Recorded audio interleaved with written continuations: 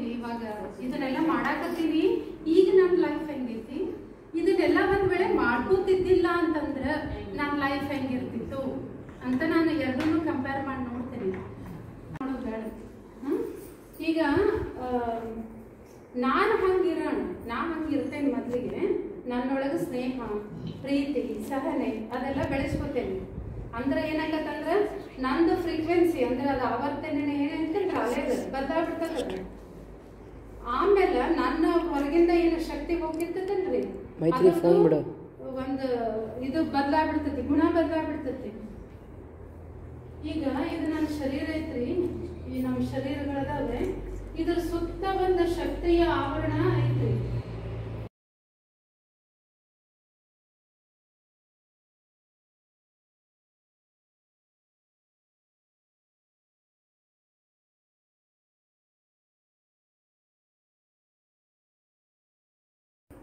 ಮುದ್ದು ಮಕ್ಕಳಿಗೆ, ರೇಖಿ ವಿದ್ಯಾರ್ಥಿಗಳಿಗೆ ಹಾಗೂ ಸಹೋದರ ಸಹೋದರಿಯರಿಗೆ ಎಲ್ಲರಿಗೂ ನಾನು ಸ್ವಾಗತವನ್ನು ಬಯಸ್ತಾ ಇದ್ದೀನಿ.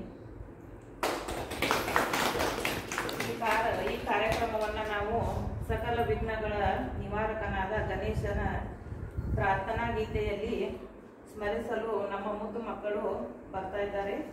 ಪ್ರಾರ್ಥನಾ ಗೀತೆ ಹಾಡಿ. ಚಾಮರಕರ್ಣ ವಿಲಂಬಿತ ಸೂತ್ರ ವಾಮನ ರೂಪ ಮಹೇಶ್ವರ ಪುತ್ರ ವಿಘ್ನ ವಿನಾಶಕ ಪಾದ ನಮಸ್ತೆ ನಮಸ್ತೆ ನಮಸ್ತೆ ನಮಃ.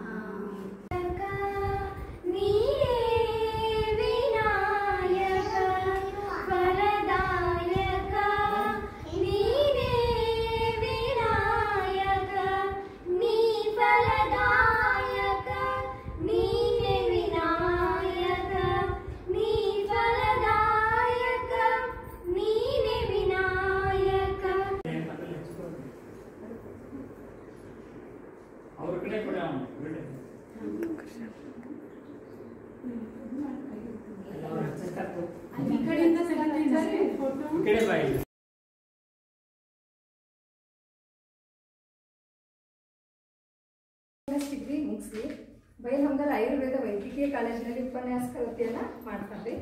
ನಂತರ 2004ರಲ್ಲಿ ಪುಣೆ ಹೋಗಿ ಅಲ್ಲಿ ಆಯುರ್ವೇದ ವೈದ್ಯ ವೃತ್ತಿ ಮುಂದುವರಿಸ್ತಾರೆ. ಅಲ್ಲಿ ವಿವಿಧ ಆಸ್ಪತ್ರೆಗಳಲ್ಲಿ ಸೇವೆ ಸಲ್ಲಿಸ್ತಾರೆ. ಮತ್ತು 2013ರಲ್ಲಿ ರೇಖಿ ವಿದ್ಯೆಯನ್ನು ಕಲಿತಾರೆ ಮೇಡಮ್ ಅವರು. ನಂತರ ತಮ್ಮ ರೋಗಿಗಳ ಮೇಲೆ ರೇಖಿ ವಿದ್ಯೆಯನ್ನು ಪ್ರಯೋಗಿಸಿ ಸಫಲತೆ ಹೊಂದಿದ ನಂತರ ಈ ವಿದ್ಯೆಯ ಮಹತ್ವವನ್ನು ವೈಜ್ಞಾನಿಕವಾಗಿ ಅರಿತು ಹೆಚ್ಚಿನ ಜನರಿಗೆ ಅದರ ಮಹತ್ವವನ್ನು ತಿಳಿಸಬೇಕು ಅಂತ ಹೇಳಿ SY ರೇಖಿ ಗುರುಕುಲವನ್ನು ಅವರು ಪ್ರಾರಂಭಿಸ್ತಾರೆ ಮೇಡಮ್ ಅವರು. ಸಾವಿರಾರು ಜನರಿಗೆ ರೇಖಿ ಚಿಕಿತ್ಸೆ ನೀಡ್ತಾರೆ. ಆಮೇಲೆ ನೂರಾರು ಜನರಿಗೆ ಅದರ ವಿದ್ಯೆಯನ್ನು ಕಲಿಸ್ತಾರೆ. ಇವರು ಮೋಟಿವೇಶನಲ್ ಸ್ಪೀಕರ್ ಕೂಡ ಆಗಿದ್ದಾರೆ ಮತ್ತು ಲೇಖಕರು ಕೂಡ. ಇವರು ಕೆಲವೊಂದಷ್ಟು ಬುಕ್ಗಳನ್ನು ಬರೆದಿದ್ದಾರೆ. ಅವಂದರೆ ಪ್ರಾಚೀನ ಭಾರತದ ವೈದ್ಯ ವಿಜ್ಞಾನ, ವಿಜ್ಞಾನ ಮತ್ತು ಅಂಧಶ್ರದ್ಧೆ, ಅನನ್ಯಾಶ್ರಯ, ಸೈನ್ಸ್ ಆ್ಯಂಡ್ ಸೂಪರ್ಸ್ಟಿಷನ್ ಅನ್ನೋ ಪುಸ್ತಕಗಳನ್ನು ಇವರು ಬರೆದಿದ್ದಾರೆ. ಸಮಾಜಪರ ಚಿಂತಕರಾದ ಇವರು ಉಚಿತ ಆರೋಗ್ಯ ತಪಾಸಣೆ ಶಿಬಿರ, ಜ್ಞಾನ ಪ್ರಸಾರ ಶಿಬಿರಗಳನ್ನು ಕೂಡ ಏರ್ಪಡಿಸ್ತಾ ಇರ್ತಾರೆ. 2022ರಲ್ಲಿ ಹೊಸ ಕಾತರಹೊಳೆ ಅಂದರೆ ಇದೇ ಗ್ರಾಮದಲ್ಲಿ 25 ರೋಗಿಗಳ ಸುಸಜ್ಜಿತವಾದ ಆರೋಗ್ಯ ದರ್ಪಣ ಆಯುರ್ವೇದ ಮತ್ತು ಪರ್ಯಾಯ ಚಿಕಿತ್ಸಾ ಕೇಂದ್ರವನ್ನು ಆರಂಭಿಸಿದ್ದಾರೆ. ನಿಮ್ಗಂತೂ ಎಲ್ಲ ಗೊತ್ತಿರ್ತೈತೆ. ಹಳ್ಳಿ ಜನಸಾಮಾನ್ಯರಿಗೆ ಆರೋಗ್ಯದ ಬಗ್ಗೆ ಅರಿವು ಮೂಡಿಸುವುದು ಇವರ ಮುಖ್ಯ ಉದ್ದೇಶವಾಗಿದೆ. ಇಷ್ಟು ಹೇಳಿ ಮೇಡಮ್ ಅವ್ರ ಬಗ್ಗೆ ಹೇಳ್ಕೊಟ್ಟಿದ್ದು ಅವಕಾಶ ಕೊಟ್ಟಿದ್ದಕ್ಕೆ ಧನ್ಯವಾದಗಳು. ಆದಮೇಲೆ ಎಲ್ಲ ಕಡೆ ಟ್ರೀಟ್ಮೆಂಟ್ಗಂತ ಹೋದೆ, ಎಲ್ಲ ಸ್ಪೆಷಲಿಸ್ಟ್ ಕಡೆನೂ ಹೋದೆ. ಅವ್ರು ಹೋದ ತಕ್ಷಣ ಅವರು ಟ್ರೀಟ್ಮೆಂಟನ್ನು ಕೊಡೋರು, ಟ್ಯಾಬ್ಲೆಟ್ಸ್ ಕೊಡೋರು. 1 ವರ್ಷ 1.5 ವರ್ಷವರೆಗೂ ಟ್ಯಾಬ್ಲೆಟ್ಸ್ ಎಲ್ಲ ತೊಗೊಂಡ್ರೆ ಅವ್ರಿಗೆ ಏನೂ ಕಡಿಮೆನೇ ಆಗಲಿಲ್ಲ ರೀ. ತೊಗೊಂಡ್ರೂ ಅದು ಅಷ್ಟು ಏನು ಎಫೆಕ್ಟ್ ಆಗಿರಲಿಲ್ಲ. ಆಮೇಲೆ ಒಂದ್ಸಲಿ ಒಬ್ಬರು ಡಾಕ್ಟರ್ ಅವರು ಇವ್ರು ಮೇಡಮ್ ಹೆಸರು ಸಜೆಸ್ಟ್ ಮಾಡಿದ್ರು, ಒಂದ್ಸಲ ಹೋಗಿ ಬರ್ರಿ ಅಲ್ಲಿ ಅಂತ ಹೇಳಿ. ಆಮೇಲೆ ಮೇಡಮ್ ಹತ್ರ ಬಂದೇರಿ. ಬಂದ ಅವ್ರ ಹತ್ರ ಪಂಚಕರ್ಮ ಟ್ರೀಟ್ಮೆಂಟ್ ತೊಗೊಂಡೆ ಒಂದು 10 ದಿವಸಕ್ಕೆ. ಆಮೇಲೆ ಬರ್ತಾ ನಾನು ಸ್ವಲ್ಪ ಅಂದ್ರೆ ಟ್ರೀಟ್ಮೆಂಟ್ ತೊಗೊಂಡೊಂದು ದಿವಸ ಆದಮೇಲೆ ನಂಗೆ ಸ್ವಲ್ಪ ಅದು ರಿಸಲ್ಟ್ ಚಲೋ ಅಂತ ಅನಿಸ್ತು. ಅದ್ರ ಜೊತೆಗೆ ಏನು ಮಾಡಿದೆ ನಾನು ಮೇಡಮ್ ಹತ್ರ ರೇಖಿ ದೀಕ್ಷೆ ತೊಗೊಂಡಿರಿ. ರೇಖಿ ದೀಕ್ಷೆ ತೊಗೊಂಡು 21 ದಿವಸ ಪ್ರಾಕ್ಟೀಸ್ ಇರ್ತೈತಲ್ರಿ. ಆ ಪ್ರಾಕ್ಟೀಸ್ ಮಾಡ್ತಾ ನನಗೆ ಅದ್ರದ್ದು ರಿಸಲ್ಟ್ ನನಗೆ ಗೊತ್ತಾಗತ್ತಂದ್ರೆ ಡಿಫ್ರೆನ್ಸ್ ನನಗೆ ಕಾಣಕತ್ತಿತ್ತು ರೀ.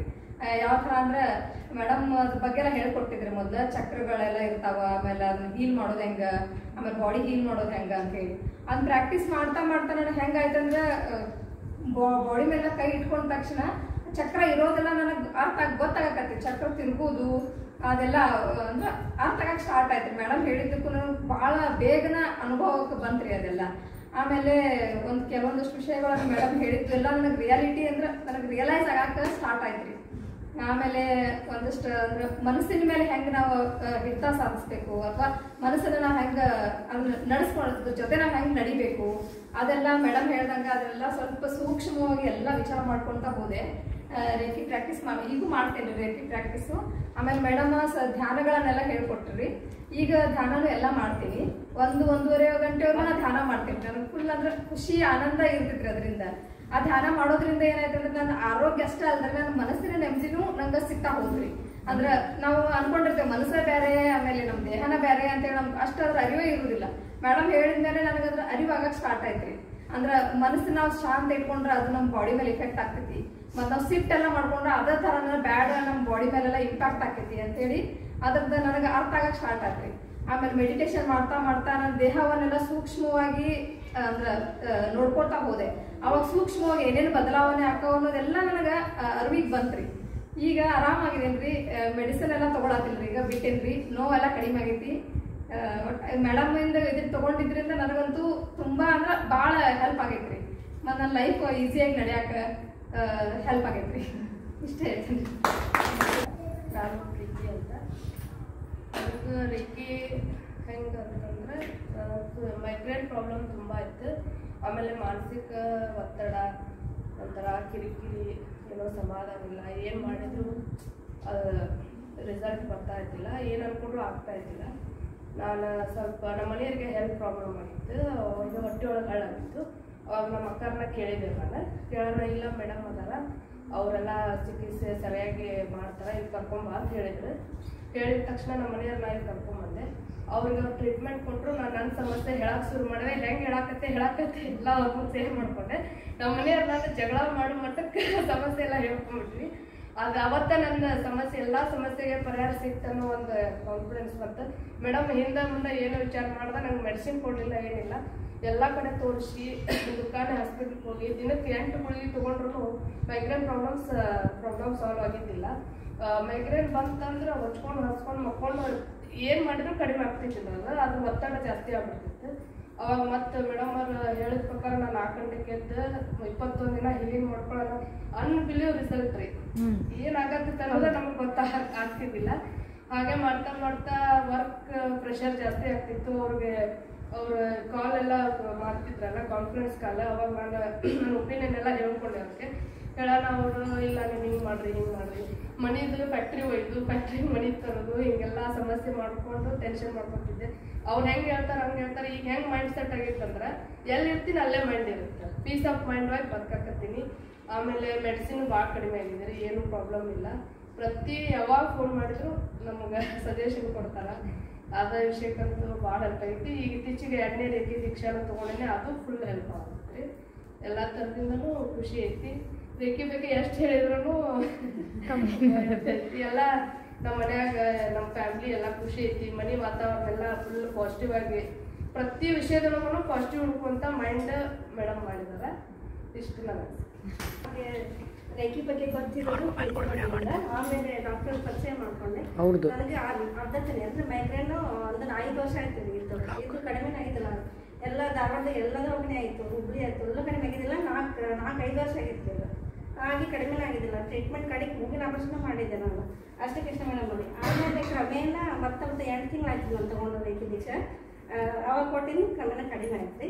ಈಗೇನಿಲ್ಲ, ಮನೆ ವಾತಾವರಣ ಸ್ವಲ್ಪ ಚೇಂಜ್ ಆಗಿತ್ತು. ಇನ್ನು 2ನೇ ದೀಕ್ಷೆ ತೊಗೊಂಡು ಇನ್ನೊಂದು ಸ್ವಲ್ಪ ಇಂಪ್ರೂವ್ ಮಾಡಿ ಇಷ್ಟೇ. ಗುರು ಬ್ರಹ್ಮ ಗುರು ವಿಷ್ಣು ಗುರುದೇವ ಮಹೇಶ್ವರ ಗುರು ಸಾಕ್ಷಾತ್ ಪರಬ್ರಹ್ಮ ತಸ್ಮೈ ಶ್ರೀ ಗುರುವೇ ನಮಃ. ನನ್ನ ಹೆಸರು ಜ್ಯೋತಿ ಪಂಚಾನೂರ್ಮಠ ಅಂತ ಹೇಳಿ. ನನಗೂ ರೇಖಿ ದೀಕ್ಷೆ ಅಂದ್ರೆ ಏನು ಗೊತ್ತಿರಲಿಲ್ಲ. ಅದನ್ನ ತಿಳಿಸ್ಕೊಟ್ಟಿದ್ರಿ ನಮ್ಮ ಪ್ರೇಮಕ್ಕ, ನಮ್ಮ ಪ್ರೀತಿಯಾಗ ಕಡೆಯಿಂದ ನಾನು ತಿಳಿಸ್ಕೊಂಡಿದ್ರಿ. ಹಂಗೆ ಹೆಲ್ತ್ ಇಶ್ಯೂ ಏನು ಹಂಗೇನು ಇಲ್ರಿ ನನಗೇನ. ಆದ್ರೆ ಅದರಿಂದ ಭಾಳ ಪಾಸಿಟಿವ್ ವೈಬ್ಸ್ ಬರ್ತೈತಿ. ಅದನ್ನ ತೊಗೊಂಡ್ರೆ ನೀನು ಭಾಳ ಬದಲಾವಣೆ ಆಗ್ತೈತಿ. ಮುಂದಾದರೂ ನೀನು ಜೀವನಕ್ಕೆ ಭಾಳ ಹೆಲ್ಪ್ ಆಗ್ತದೆ ಅಂತ ಹೇಳಿ ನಮ್ಮ ಕಾಳು ಇಬ್ಬರು ಹೇಳಿದ್ದಾರೆ ನಮ್ಗೆ. ಅದು ನನಗೆ ಭಾಳ ಖುಷಿಯಾಗಿ ಅವ್ರ ಮೇಡಮ್ ಕಡೆಯಿಂದ ರೇಖಿ ದೀಕ್ಷೆ ತೊಗೊಂಡು ಹೋದ್ರಿ. 21 ದಿನ ಹೀಲಿಂಗ್, ಬಾಡಿ ಹೀಲಿಂಗ್ ಮಾಡಿ ಆಮೇಲೆ ಈಗ ಚಕ್ರ ಹೀಲಿಂಗ್ ಎಲ್ಲ ಇದನ್ನು ಮಾಡಕತ್ತಾನು. ಅದು ಮುಂಜಾನೆ ಅದು ಅವ್ರ ಮೆಡಿಟೇಷನ್ ಕ್ಲಾಸ್ ಆಗಲಿ ಮತ್ತು ಅವ್ರದ್ದು ಕ್ಲಾಸ್ ಕೇಳಿಲ್ಲ ಅಂತ ನನ್ನ ದಿನಾನೇ ಇಲ್ಲ ಅನ್ನೋ ರೀತಿ ನನಗೆ ಅನುಭವ ಆಗತೈತ್ರಿ. ಮತ್ತು ಮನೆಯೊಳಗೂ ಎಲ್ಲ ಚೇಂಜಸ್ ಐತಿ. ಮತ್ತು ಇನ್ನು ಹಂಗೆ ಒಂದು 2ನೇ ಲೆವೆಲನ್ನು ತೊಗೊಂಡು ನನ್ನ ಜೀವನ ಸರಿ ಮಾಡ್ಕೊತಂತೆ. ನನ್ನ ಹೆಸರು ದೀಪಾ ಹಿರಯ್ಯ ಉಪ್ಪಿನ ಅಂತ ಹುಣಸಿಗಟ್ಟಿಯಿಂದ. ನನಗೆ ಹೇಳ್ಬೇಕಂದ್ರೆ ಏನು ಹೇಳ್ಬೇಕು ಅನ್ನೋದೇ ಗೊತ್ತಾಗ್ತಿಲ್ಲ. ಭಾಳ ಮಾನಸಿಕವಾಗಿ ದೈಹಿಕವಾಗಿ ಭಾಳ ಸಫರ್ ಆಗಿದ್ದೇನೆ ನಾನು ಇಷ್ಟು ದಿನ. ಎಷ್ಟು ನಮ್ಮ ದೊಡ್ಡ ಹುಡುಗಿ ಒಟ್ಲೆ ಡೆಲಿವರಿ ಆದಾಗಿಂದ ದವಾಖಾನೆ ತಪ್ಪಿಲ್ಲ. ಅದು ಏನಾಗತ್ತೆ ನಮಗೆ ಗೊತ್ತಿರೈತೆ. ಊಟ ಇಲ್ಲಿ ಟ್ರಾಫಿ ಏನಾಗತ್ತಂತಂದ್ರೆ MRI ಸ್ಕ್ಯಾನ್, ಆ ದವಾಖಾನೆ ಈ ದವಾಖಾನೆ, ಏನೋ ಸತ್ತ ಹೋಗ್ಯೇನಂತ ಅನ್ಕೊಂಡಿದ್ದೇನೆ ನಾನು. ಆಮೇಲೆ ನಮ್ಮ ಪ್ರೇಮಾಂಕ ಹಿಂಗೆ ಏನೂ ಆಗ್ಯದ ತಗೋ ನಿನಗೆ ಅಂತೇಳಿ ಅನ್ನ ಮತ್ತು ರೇಖಿ ಇದು ಮಾಡಿದ್ವಿ. 21 ದಿನ ಎಲ್ಲ ಕ್ಲಾಸ್ ಇದನ್ನು ಮಾಡ್ಕೊಂಡು ಹೀಲಿಂಗ್ ಎಲ್ಲ ಮಾಡ್ಕೊಳ್ಳೋಣ. ಈಗ ಏನೂ ಇಲ್ಲ, ಚಕ್ರ ಹೀಲಿಂಗ್ ಮಾಡಾಕ್ತಿದ್ವಿ. ನನ್ನ ಮ್ಯಾಲೆ ಒಟ್ಟು ಪಾಸಿಟಿವ್ ಆಗೇ ಬೀರೈತ್ರಿದ ರೇಖಿದ. ಮನೆ ವಾತಾವರಣ ಪಾಸಿಟಿವ್ ಆಗಿ ತೊಗೊಂಡು ಇದಾಗತೈತ್ರಿ. ನಾವು ಏನು ಅನ್ಕೊಂಡಿದ್ನಲ್ಲ ಅದೆಲ್ಲ ಪಾಸಿಟಿವ್ ಆಗೇ ಬರತೈತ್ರಿ. ಮಕ್ಕಳದಿಂದ ಇಟ್ಕೊಂಡು ನಮ್ದು ಅಂಗಡಿದ ಎಲ್ಲಗಳಿಗೂ ಒಟ್ಟು ಪಾಸಿಟಿವ್ ಆಗಿ ಎಲ್ಲ ಚಲೋ ಹಾಕೊಂತಾನೆ ಬರತೈತ್ರಿ. ಹಿಂಗೆ ಮುಂದುವರಿಸಲಿ ಅಂತೇಳಿ ಇದು ಮಾಡ್ತೀನಿ. ಇಷ್ಟು ಹೇಳಿ ನಮ್ಮ ಎಲ್ಲರಿಗೂ ನಮಸ್ಕಾರ. ನಾನು ಪ್ರೇಮಾ ಹೊಸಮಠ ಅಂತ. ನಾನು ರೇಖಿ ದೀಕ್ಷೆ ತೊಗೊಂಡು 3 ವರ್ಷ ಆಯ್ತು. ಅದಕ್ಕಿಂತ ಮುಂಚೆ ನಾನು ಪೇಷಂಟಾಗಿ ಈ ಹಾಸ್ಪಿಟ್ಲಿಗೆ ಬಂದಿದ್ದು. ಆಮೇಲೆ ನಮ್ಮ ಮೇಡಮ್ ಅವರ ಪರಿಚಯ ಮಾಡಿಸಿದ್ದು ಅವ್ರ ರಿಲೇಟಿವ್ ಒಬ್ರು ಅದಾರ್ರಿ, ಸಿದ್ದಯ್ಯ ಹಿರೇಮಠ ಅಂತೇಳಿ. ಅವರು ನಮ್ಮ ಯಜಮಾನ್ರ ಫ್ರೆಂಡ್ಸ್. ಅವರು ಹೇಳಿದ್ದರು, ಹೇಳಿ ಇದನ್ನ ರೇಖಿ ದೀಕ್ಷೆ ತಗೋರಿ. ಅದು ರೇಖಿ ದೀಕ್ಷೆದೇನು ಹೇಳಿರ್ಲಿಲ್ರಿ. ನಮ್ಮ ಮೇಡಮ್ ಅವ್ರು ಅದಾರ, ಆಯುರ್ವೇದಿಕ್ ಔಷಧ ಕೊಡ್ತಾರ, ಅವರಿಗೆ ಅವ್ರ ಹತ್ರ ಹೋಗ್ರಿ, ನಿಮ್ಮ ಸಮಸ್ಯೆ ಪರಿಹಾರ ಆಗ್ತತಿ ಅಂತ ಹೇಳಿದ್ರು. ಆವಾಗ ನಾವು ಇಲ್ಲಿ ಬಂದ್ವಿ. ಈ ಹಾಸ್ಪಿಟಲ್ ಇರ್ಲಿಲ್ರಿ ಅವಾಗ. ಹಳೇದ ಒಂದು ಬಾಡಿಗೆ ಹಾಸ್ಪಿಟಲ್ ಇಟ್ಕೊಂಡಿದ್ರು ಅವರು, ಆಗ ಬಂದಿದ್ರು. ಅವಾಗ ನಾವು ಹೋದ್ವಿ. ಅಲ್ಲಿ ಹೋಗಿ ಅವ್ರ ಮೇಡಮ್ ಹತ್ರ ಕುಂತ ಅವ್ರು ನೋಡಿದ್ರೆ ಅಳುವ ಬರ್ತಿದ್ರು ನನಗೆ. ಅತ್ಕೊಂತನ ಎಲ್ಲ ಹೇಳ್ತಿದ್ದೆ, ಹಿಂಗ್ರಿ ಮೇಡಮ್ ನನಗೆ ಹಿಂಗಾಗತೈತಿ, ಹಿಂಗಾಗತೈತಿ, ಥೈರಾಯ್ಡ್ ಪ್ರಾಬ್ಲಮ್ ಐತಿ. ಥೈರಾಯ್ಡ್ ಪ್ರಾಬ್ಲಮ್ನಿಂದ ಸಾಕಷ್ಟು ಶರೀರದ ಪ್ರಾಬ್ಲಮ್ಗಳು ಇದ್ದು ರೀ. ನನಗೆ ಮೊಣಕಾಲು ನೋವಿತ್ತು, ಬೆನ್ನು ನೋವಿತ್ತು, ಎಲ್ಲ ಇತ್ತು. ಬಂದ ಅವ್ರಿಗೆ ನಾ ಏನು ಹೇಳ್ಕೋಬೇಕು ಅಂತಾನ ಗೊತ್ತಾಗಿರ್ಲಿಲ್ಲ. ಬರೀ ಹಾಸ್ಪಿಟಲ್ ಅಂತ ಹೋಗ್ತಿದ್ವಿ. ಬೆಳಗಾವ್ಗೆ ಬರೀ ಈ ಥೈರಾಯ್ಡ್ ತೋರ್ಸಾಕಂತ ಹೋಗಿದ್ದೀವಿ. ಒಂದಿಷ್ಟು ಗುಳಿಗೆ ಕೊಡ್ತಿದ್ರು, ಅವನ್ನ ತಗೊಳ್ಳೋದು, ಮತ್ತು ಅದು ಹೆಲ್ತ್ ಮೇಲೆ ಪರಿಣಾಮ ಆಗೋದು ಎಲ್ಲ ಆಗ್ತಿತ್ತು. ಆಮೇಲೆ ಮೇಡಮ್ ಅವ್ರಿಗೆ ಸಾಕಾತ್ ನಾನು ನೋಡಿ. ಅದಕ್ಕೆ ಅವ್ರು ಏನು ಮಾಡಿದ್ರು, ಬೇಡ ನೀವು ಯಾವ ಔಷಧ ತಗೊಳಕ್ಕೆ ಹೋಗ್ಬೇಡ, ರೇಖಿ ದೀಕ್ಷೆ ತಗೋರಿ ಅಂತ ಹೇಳಿದರು. ಆವಾಗ ನಾನು ಭಾಳ ವಿಚಾರ ಮಾಡಿದ್ನಿ, ಅದು ರೇಖಿ ದೀಕ್ಷೆ ಅಂದ್ರೆ ಏನು, ಅದಕ್ಕೆ ಏನು ಮಾಡಬೇಕು, ಏನು ಗೊತ್ತಿಲ್ಲ ಅಂಥೇಳಿ ಅಂತ ವಿಚಾರ ಮಾಡಿ ಮೇಡಮ್ ಹೇಳಿದ್ದನ್ನು ಒಂದು ವಿಶ್ವಾಸದ ಮೇಲೆ ನಾನು ತಗೊಂಡು ರೇಖಿ ದೀಕ್ಷೆ ತಗೊಂಡು ಅದ್ರದ ಹೇಳಿದ್ರಿ ಮೇಡಮ್ 21 ದಿನ ಸಾಧನ ಮಾಡ್ರಿ, ನಿಮಗೆ ಅದರದ್ದು ಇದು ಗೊತ್ತಾಗ್ತತಿ ಅಂತೇಳಿ ದೀಕ್ಷೆ ಕೊಟ್ಟರು.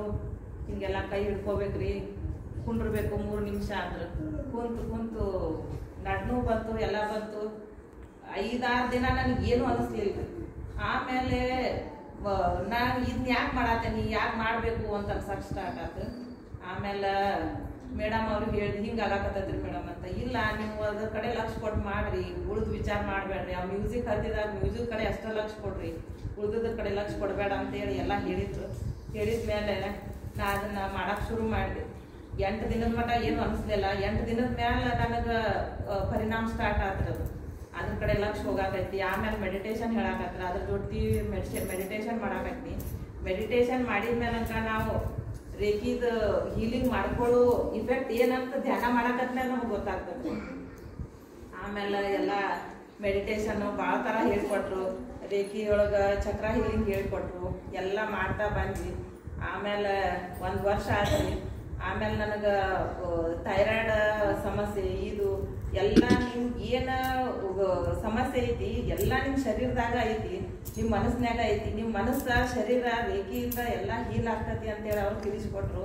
ಆನ್ಲೈನ್ ಕ್ಲಾಸ್ನಾಗ ರೇಖಿ ಮಹತ್ವ ಏನ, ರೇಖಿಯಿಂದ ಏನಾಗ್ತತಿ, ಬ್ರಹ್ಮಾಂಡದ ಶಕ್ತಿ ಅಂತೇನ ಎಲ್ಲ ನಮಗೆ ಆನ್ಲೈನ್ ಕ್ಲಾಸ್ನಾಗ ಎಲ್ಲ ಹೇಳ್ಕೊಟ್ರು.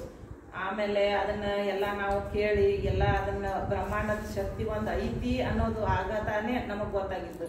ಆ ಬ್ರಹ್ಮಾಂಡದ ಶಕ್ತಿಯನ್ನ ನಾವು ನಮ್ಮ ಕೈಯಲ್ಲಿ ತಗೊಂಡು ನಮ್ಮನ್ನ ನಾವು ಹೀಲ್ ಮಾಡ್ಕೊಳ್ಳೋದು ಹೆಂಗಂತೇಳಿ ಅವ್ರು ಹೇಳಿದ ರೀತಿ ಅವಾಗ ಭಾಳ ಇಫೆಕ್ಟಿವ್ ಅನಿಸಿತ್ತು.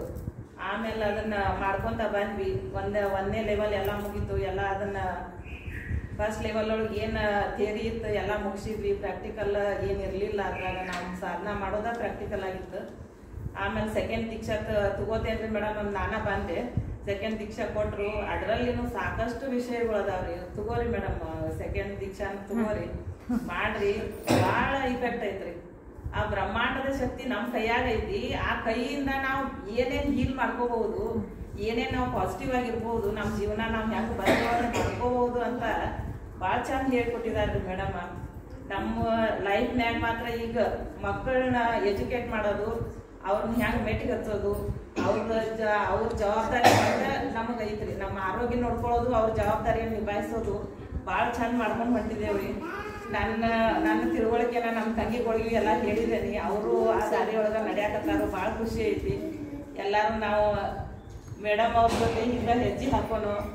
ಆಮೇಲೆ ಈ ರೇಖಿಯನ್ನ ಇನ್ನೂ ಎತ್ತರ ತಗೊಂಡೊಯ್ಯೋನು ಅಂತ ಹೇಳಿ ಎಲ್ಲರಿಗೂ ತಿಳುವಳಿಕೆಗೆ ತರೋನು. ಮೇಡಮ್ ಜೊತೆ ನಾವು ಕೈ ಜೋಡಿಸೋನು ಅಂತ ಎಲ್ಲರಿಗೂ ಹೇಳ್ತಾ ನಾವು ನನ್ನ 2 ಅನಿಸಿಕೆಗಳನ್ನ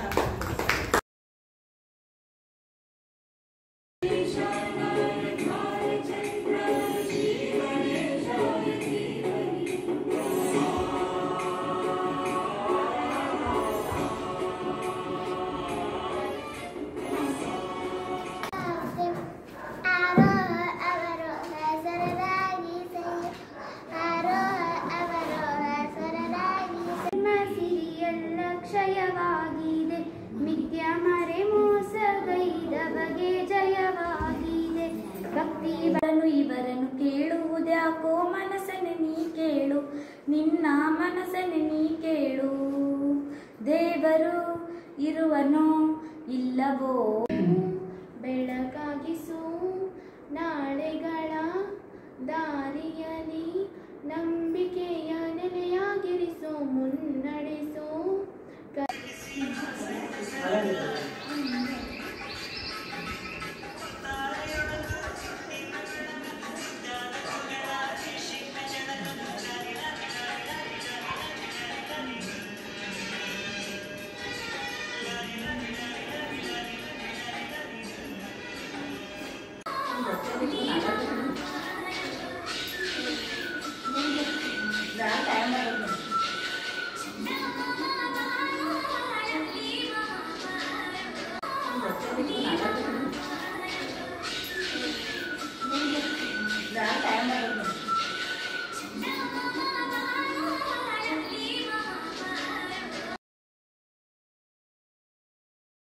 ಸಮಾರಂಭವನ್ನು ಮುಕ್ತಾಯಗೊಳಿಸೋಣ. ಎಲ್ಲರಿಗೂ ಧನ್ಯವಾದಗಳು. ನಮಸ್ಕಾರ.